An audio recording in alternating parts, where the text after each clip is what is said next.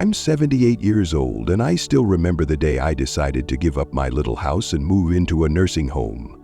I had my reasons: health concerns, a sense of responsibility not to burden my children, and the lingering fear of facing an emergency all by myself.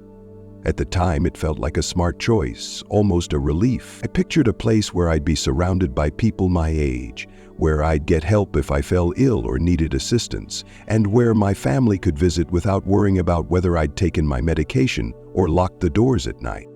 Looking back, I wish someone had sat me down and told me the whole truth. Because the glossy brochures and encouraging smiles from well-intentioned friends never revealed the subtle heartbreaks and hidden challenges that can come with living in a nursing home. My story isn't meant to condemn every facility. Some are truly wonderful. Rather, I want you to see the bigger picture, to step into my shoes for a moment, and understand the regrets I carry. If you're a senior citizen considering this option, or if you have an elderly parent or grandparent in the United States who's on the fence, I encourage you to stay until the end of this video. I'll be sharing 6 painful realities that most people don't talk about. Along the way, please remember to hit the like button, subscribe to this channel, and leave your thoughts in the comments. This conversation is important, and I'd love for us to tackle it together. If you've ever faced a tough decision about long-term care, share your story below. Let's learn from each other so fewer people have to live with the regrets I'm about to reveal. 1. The slow erosion of independence. Back in my own home, I could wake up whenever I pleased, 6 in the morning or noon depending on how I felt. I'd shuffle into my kitchen and brew my coffee just right, humming along to an old Johnny Cash tune on the radio. It might sound trivial, but these small freedoms stitched together the fabric of my day. When I moved into the nursing home, I quickly realized that life revolved around a preset schedule.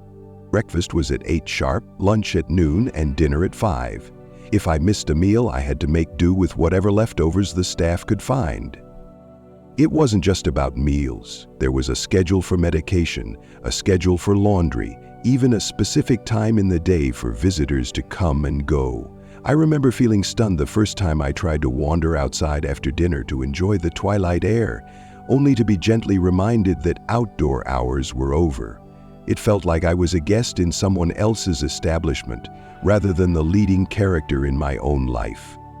If you've ever felt restricted or stifled by someone else's rules, comment the number 2 below. Let me know I'm not alone in struggling with these boundaries. I've always believed that independence is not just about doing big things like traveling or driving a car. Sometimes it's about the little choices, like deciding when you want to take a nap or whether you feel like going to the common room for a movie. The problem is that nursing homes often require structured routines for the sake of efficiency.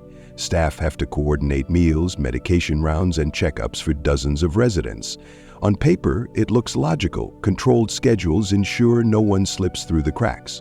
But the consequence can be a slow, subtle loss of self. Suddenly, you're no longer the person who decides how your day flows. You adapt or risk being labeled difficult. Over time, that erodes your confidence. You begin to question whether you can handle your own life decisions at all. My warning is this: if you're considering a nursing home, look beyond the shiny common areas and the promise of round-the-clock care. Ask how flexible they are about daily routines. See if they allow for personal preferences like having breakfast at 10 a.m. instead of 8 a.m. or going outdoors in the early evening to watch the sunset. It might sound like a small detail, but once you lose the right to direct your own day, it can feel like losing a big piece of yourself. If this resonates, I urge you to like this video and subscribe for more candid discussions, because when we talk openly about the day-to-day realities, we help each other avoid regrets we never knew. 2. The strange loneliness in a crowded place. Before moving in, I thought being surrounded by people my own age would be a blessing. At home, I often felt lonely, especially at night. The idea of having neighbors just across the hall, neighbors who shared my experience of growing older in America, gave me hope that I'd finally find a warm, understanding community. However, what I discovered was that you can still feel incredibly alone, even when you're surrounded by a crowd. In my first month here, I'd walk into the recreation room expecting lively conversations or maybe a spirited game of cards. Sometimes I'd find a handful of residents quietly napping in their wheelchairs while the TV droned on about the news. Other times, the staff would organize a bingo session that felt more obligatory than fun. I tried to join in, to spark conversation, but it wasn't always welcomed. Some people here are struggling with cognitive decline. Others are simply resigned, having lost interest in socializing long ago. If you've ever been in a group setting yet felt a deep sense of isolation, comment 4 below. It's a feeling that's hard to shake, especially when you realize that genuine companionship can't be forced by a schedule of group activities. True friendship requires shared interests, emotional availability, and mutual understanding, things that don't magically appear just because we're all in the same building. The problem is that we assume proximity equals connection, but many residents battle their own health challenges or wrestle with depression, making it difficult to form lasting bonds. The consequence is a type of loneliness that can feel even heavier than being alone in your own house. In a nursing home, you're constantly reminded of others' presence, yet you might never truly connect. My warning is to realize that an institutional environment can't guarantee meaningful relationships.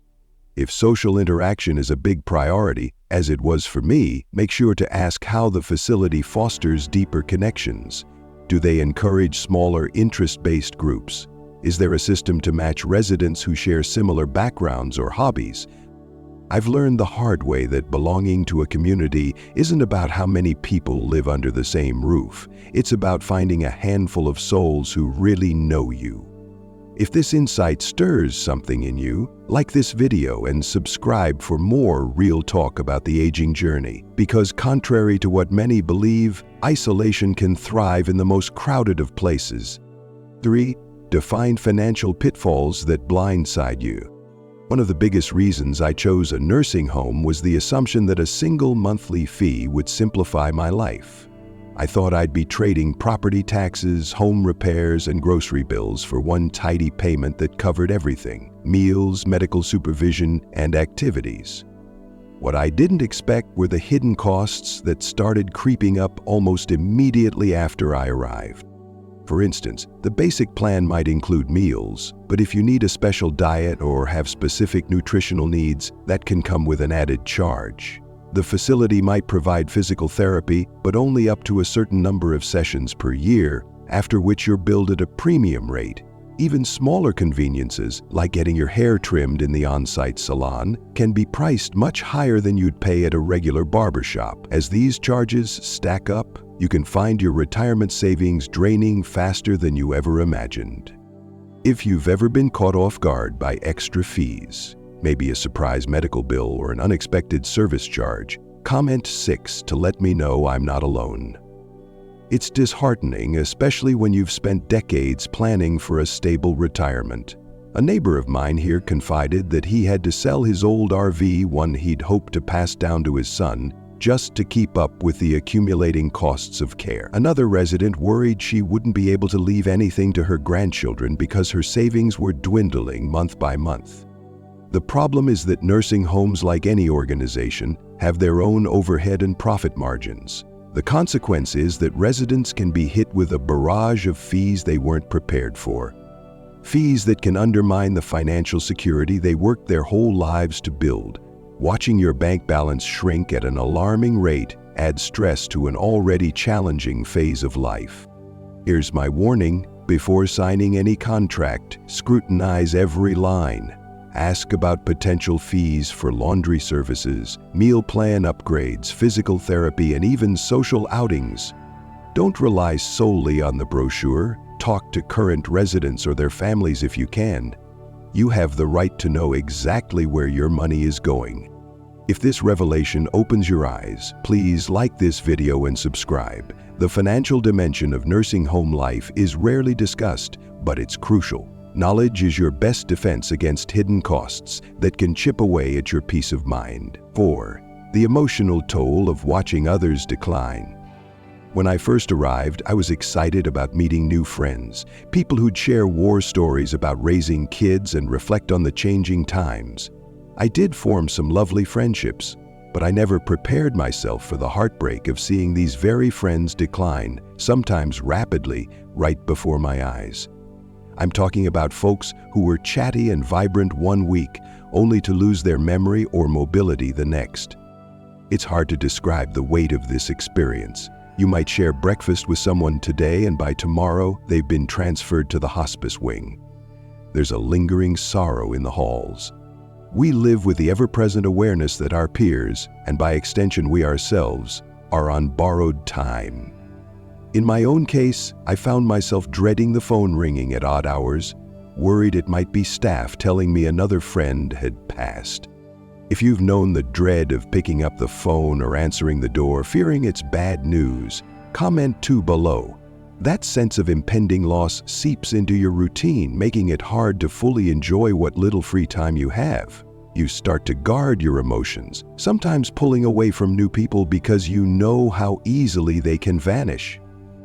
The problem is that a nursing home, by its very nature, congregates people in their twilight years. The consequence is a cycle of grief that repeats itself more often than anyone wants to admit. Staff do their best, but they aren't mental health professionals. They're overworked and focused primarily on physical care. The emotional care, helping residents cope with the constant presence of decline, is often left on the back burner. Here's my warning. If you or someone you love is considering a nursing home, be aware that you'll likely witness more illness, accidents, and even death up close that can take a toll on your spirit. Look for a place that offers counseling or mental health support. Even something as simple as a support group can help you process the roller coaster of emotions. Before I move on, please like and subscribe if you find this topic important. It's not about scaring anyone, it's about being prepared. Because if you walk in expecting a carefree retirement community, you could end up deeply shaken by how quickly things can change for those around you. 5. How family bonds can weaken over time. One of the biggest ironies I faced was how my decision to move here actually strained my family relationships rather than strengthening them. Initially, we all thought my daughter and son-in-law would find it easier to visit. After all, I was now in a place with set visiting hours, organized common areas, and medical staff on hand. But as the months passed, the visits became fewer and further apart. Life, as they say, got busy for them. Meanwhile, I was left waiting by the window, hoping to see their car pull into the lot. When they did visit, I sensed a change. The mood felt more obligatory, as if they were there to check on me rather than to enjoy time together. Occasionally, I'd try to bring up my feelings of loneliness or frustration, but I could see their eyes flick around the room, clearly uncomfortable. Maybe the surroundings reminded them of their own fears about aging, or maybe they assumed I was in good hands, so they didn't need to worry as much. If you've ever experienced that sinking feeling, watching the door and praying for it to open, comment 4 below. It's a helpless position to be in, especially if you move to a nursing home under the impression that family visits would become more frequent, not less. I know my children love me, but I can't help feeling overlooked sometimes. The problem is that nursing homes can give loved ones a false sense of security. The consequence is a weakening bond between you and the people who matter most. They think, she's safe, she's being taken care of, so we can skip this week's visit. Over time, those skipped visits turn into a pattern that's hard to break. It's not a deliberate abandonment, it's more like an unspoken assumption that everything is fine without them. My warning is to have an honest conversation with your family before moving in. Let them know how important it is for you to maintain that connection, whether through regular phone calls, weekend visits, or even video chats. Setting clear expectations can prevent misunderstandings and heartache down the road. If this advice resonates with you, please like the video and subscribe. We should keep this dialogue open because family ties are often the anchor that keeps us emotionally afloat, and losing that anchor can be devastating at any age. 6. The subtle loss of identity. This final point might be the hardest for me to talk about. When I lived in my own home, I was more than just an elderly woman. I was a gardener who took pride in my tomatoes, a frequent volunteer at my church's soup kitchen, and a grandma whose house was always open for holiday gatherings. Moving to the nursing home disrupted all those roles. Suddenly, I was Mrs. Anderson in room 208, with set meal times and an ID band on my wrist. You can bring your own photos and keepsakes, sure, but it's not the same as living your normal life. The environment runs on institutional rules. Where you eat, how you do laundry, even how you decorate your small room can be restricted. Slowly, the passions and interests that once defined you start to fade. You might try to join the facility's choir or knitting club, but if it doesn't align with your genuine interests, it's hard to feel that spark of joy. If you've ever felt like you lost a piece of yourself after a major life change, be it a move, a new job, or a health crisis, comment 6 below, because that's exactly what happened to me. At first, I brushed it off. It's just an adjustment, I told myself. But weeks turned into months, and I realized how rarely I felt like the person I used to be. The old me loved early morning walks in my garden, dropping by my neighbor's house for a quick cup of coffee, or organizing a neighborhood drive for canned goods. Those little acts made me feel alive. The problem is that in a nursing home, it's all too easy to become defined by your medical chart or your room number. The consequence is a silent erosion of identity. Once you no longer engage in your old routines, you can start to question who you really are. That can lead to depression, a sense of purposelessness, and a feeling that your best days are behind you. My warning: if you move to a nursing home, hold on fiercely to whatever makes you you. See if you can continue a scaled-down version of your hobbies or make arrangements to volunteer locally. Don't assume the facility's activities will automatically fill the void, because it's your unique interests that bring meaning to your life. If that message hits home, please like and subscribe, because the conversation doesn't end here. We still have one more crucial section: the final thoughts that tie all these regrets together with a lesson I wish I'd learned sooner. I've shared 6 regrets that I never saw coming, and if you're still watching, I want to thank you. My intention isn't to claim that every nursing home is terrible or that no one should ever consider living in one. On the contrary, some folks thrive in these communities, forming lasting friendships and getting the professional care they truly need. But I've learned that no brochure or casual recommendation can fully capture the day-to-day truths. It's vital to look beyond the surface and make decisions based on what will keep your spirit alive as much as your body safe. One of my favorite sayings is, "In the middle of difficulty lies opportunity." This quote reminds me that even in a challenging environment, we can find small pockets of hope if we're determined to seek them out. If you're already in a nursing home, consider starting a book club, growing a windowsill herb garden, or arranging video calls with friends outside. Reclaiming even a fragment of your old identity can make a huge difference in how you feel each morning. For those on the brink of choosing a nursing home, either for yourself or a loved one, ask pointed questions about independence, social activities, financial transparency, emotional support, family visitation policies, and ways to maintain personal interests. You have every right to know exactly what you're stepping into. Don't let anyone pressure you into signing on the dotted line without a thorough understanding of what life will really look like. Before you go, I'd love to hear your thoughts. Which of these 6 realities resonated most with you? Is there a regret you've experienced or a fear you're grappling with? Please share in the comments, whether that means typing out 2, 4, or 6, or elaborating on your own story. By continuing this dialogue, we shine a light on a topic too often buried under polite smiles and vague reassurances. If you haven't already, like this video and subscribe to the channel for more in-depth discussions about aging, caregiving, and finding purpose in our later years. Life doesn't end when you enter a nursing home, but it can change in ways you never expected. My hope is that by hearing my story, you can chart a path that preserves your dignity, your identity, and your joy wherever you call home.